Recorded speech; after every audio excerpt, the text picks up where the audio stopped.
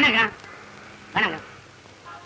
IOB 2 லட்சம், Indian bank transfer 1 லட்சம், 10 லட்சம் டிரா பண்ணணும். என்ன பண்றது? வணக்கங்க.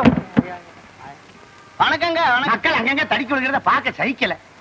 எலெக்ஷன்ல நிக்கிறீங்கன்னு நினைக்கிறேன். ஆமா, எந்த கட்சியில நிக்கிறதுன்னு தான் யோசனை பண்ணிட்டு இருக்கிறேன். ஒண்ணு பண்ணுங்களேன், நீங்களே ஒரு கட்சி ஆரம்பிச்சிருங்க. நல்ல யோசனை தான். தலைவர் உள்ள போயிருக்கிறாரு. வந்ததும் பொதுக்குழு கூடி முடிவெடுக்கிறோம். அனுப்பி வைக்கிறேன். அனுப்புங்க. பாரு, இடம் மாறி போறான் போல இருக்குது. பாருன்னு நினைச்சுக்கிட்டான். இந்தாங்க சார். ஓ,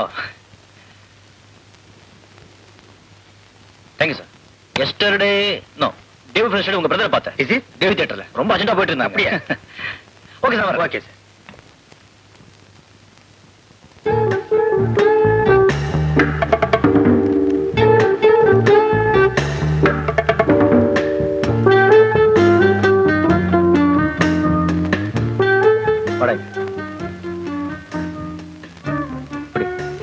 லட்சம் இருக்கு.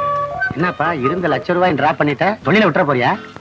தமாஷ் பண்ணாத, இதை டபுள் பண்ண போறேன். டபுள் பண்ண போறியா? நீ சொல்றது ஒண்ணும் புரியலையே. உட்கார், காலைல சொல்றேன்.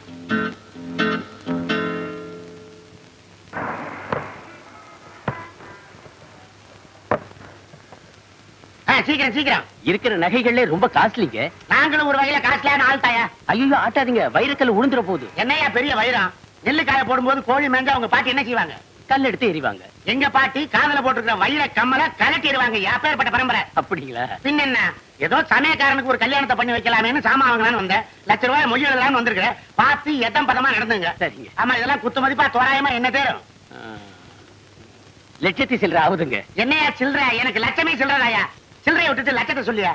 இருங்க, பில் போட்டு சொல்றேங்க. இல்ல,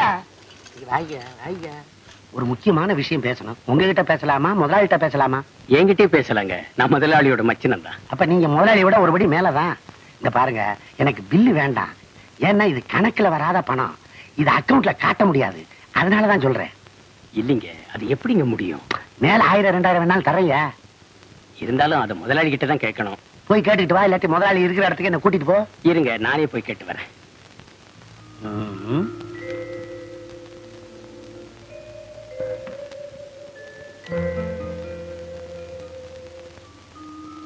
முதலாளி கிட்ட பேசுனங்க.